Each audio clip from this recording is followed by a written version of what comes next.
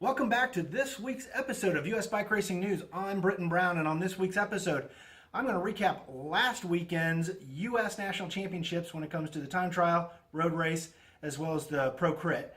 I'm going to highlight a rider that should be on everybody's radar. I'm also going to show you a very cool product that should be in everybody's bike shop. And lastly, I'm going to start talking about my future picks for the Tour of Utah. This is US Bike Racing News.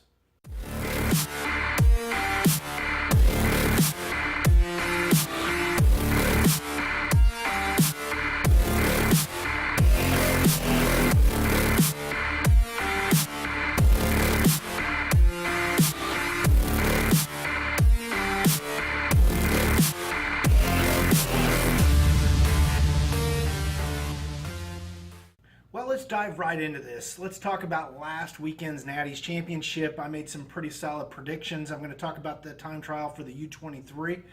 I had, in essence, picked Brandon McNulty to win it all. I had Nielsen Pallas and Adrian Costa on the podium with him. However, Adrian Costa was a no-show, which left the door open for somebody to jump in there. I had a brain fart. I totally forgot about Barta, and Barta had a great pro time trial. He came back, he stormed in for second place on the podium, and Nielsen Pallas, of course, ended up in third. Then we go into the road race, U23 road race. I really thought the prediction might be a recap of last year, which was Action running the gamut, and they played it pretty solidly. However, really the undisputed king, Pallas, was on the move throughout the entire day.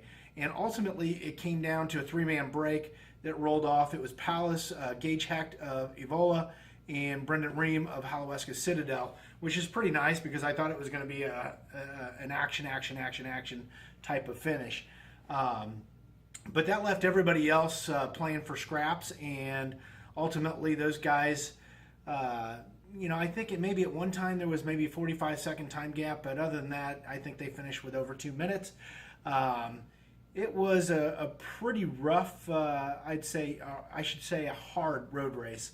A lot of guys dropped out, but it was pretty solid. Whoever was doing the Twitter updates, man, thumbs up to you guys. That was freaking awesome. It was like you guys must have been following the moves wherever you were on the course. The tweets were coming. Kind of felt like we were watching it. So kudos to you guys. When it came down to the crit for the U23, I really, like I said on the last show, I did not know who was going to pull this thing off. Some of the pros don't go to the Criterium, so that kind of left the door open. There were a couple of teams there that I thought kind of missed the boat and didn't play their cards properly. With that said, Thomas Revard of Bissell ABG Giant rolled off the front with like 19 laps to go. Freaking stud. He ended up winning just at 1 minute over the entire peloton that was chasing like mad. I think that the big mistake that I saw was that you had a couple of teams there, rather than trying to get their guys into breaks and come across to Thomas Revard, they probably should have hunkered down, got their teams to the front, worked in tandem to bring that move back. But regardless, Revard had an amazing ride. So I just want to point that out. Pro Criterium, really I kind of thought this was a pretty easy pick.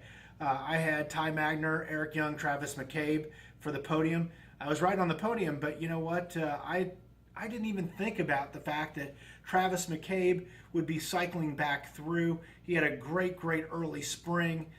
Then we saw Eric Young come to the forefront. Then we saw Ty Magner jump in there. And sure enough, Travis McCabe comes right back around. I think we're going to see more of him coming into the Tour of Utah. He just looks like he's in fuego. So that was your podium. You had Travis McCabe first, taking the stars and bars. You had Eric Young in second, Ty Magner, something that we ultimately thought was going to happen. Kudos, hats off to Brandon McNulty, who made things interesting for a while. Ben Wolf came up, bridged the gap up to him, and those two were off to the races for the majority of the race. One of the things I loved was Brandon McNulty. He looks back, he sees the guys coming. Does he stop? Does he sit up? No, he puts the throttle down. and makes it even harder. So, you know, this kid's a freak of nature. He's fun to watch, and he's got a killer instinct, and he never says die. So that was pretty awesome. That pretty much wraps up the Natty weekend. You know, all in all, it was great racing from all the way from the juniors all the way up to the pros, and pretty darn exciting. I appreciate the last day on the video feed. Everything went down in Louisville, Kentucky, so it was pretty slick. That's all I got for you on that.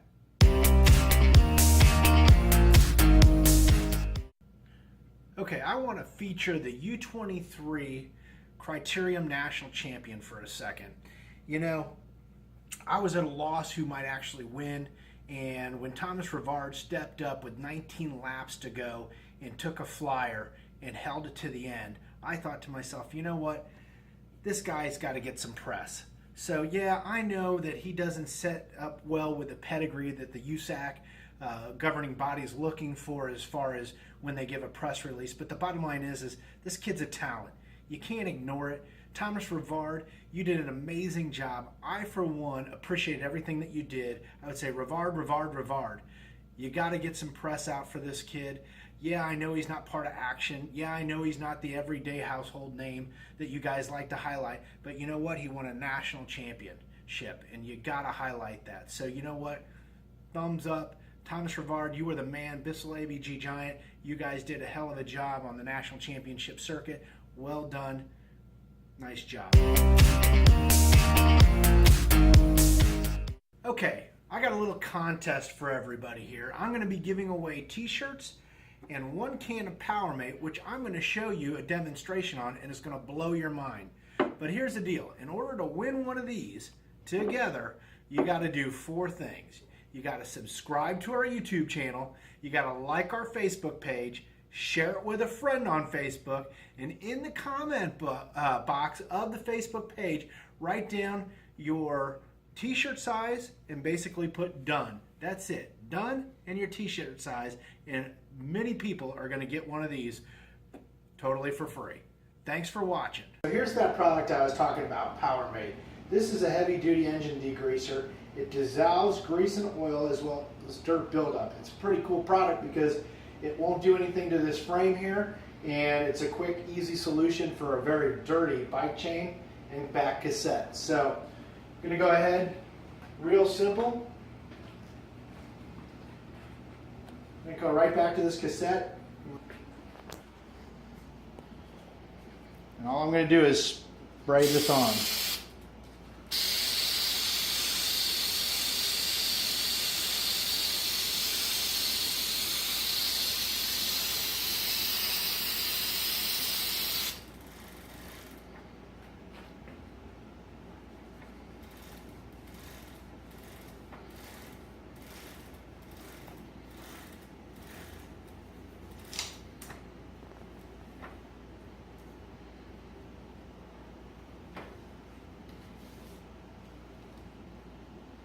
And it's actually that simple.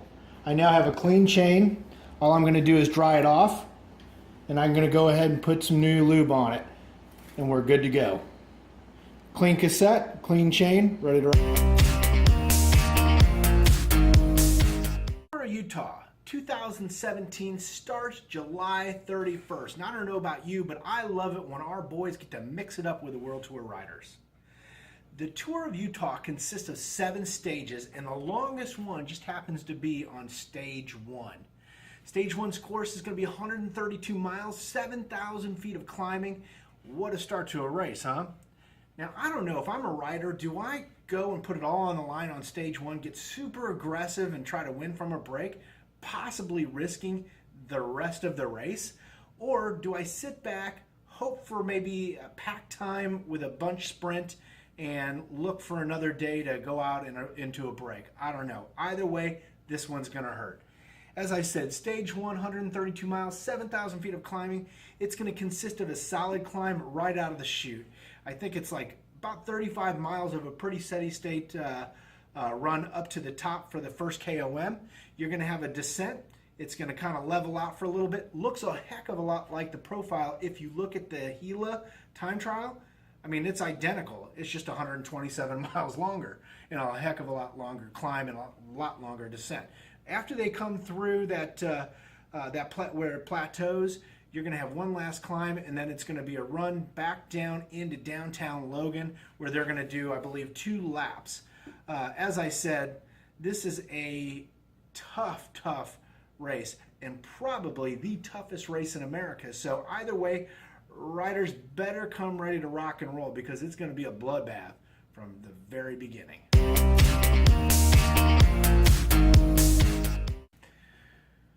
Okay, let's talk about blue chip picks coming into the 2017 Tour of Utah.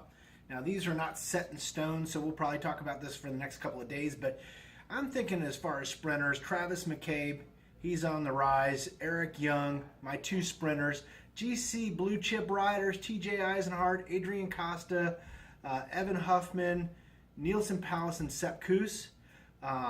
And I'm thinking like my overall pick's probably going to go towards Adrian Costa.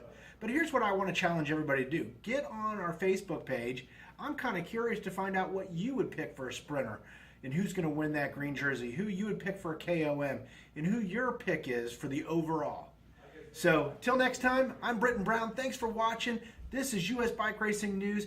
Like us, share us, and subscribe to us, and let's go grow this sport together. Thanks again for watching.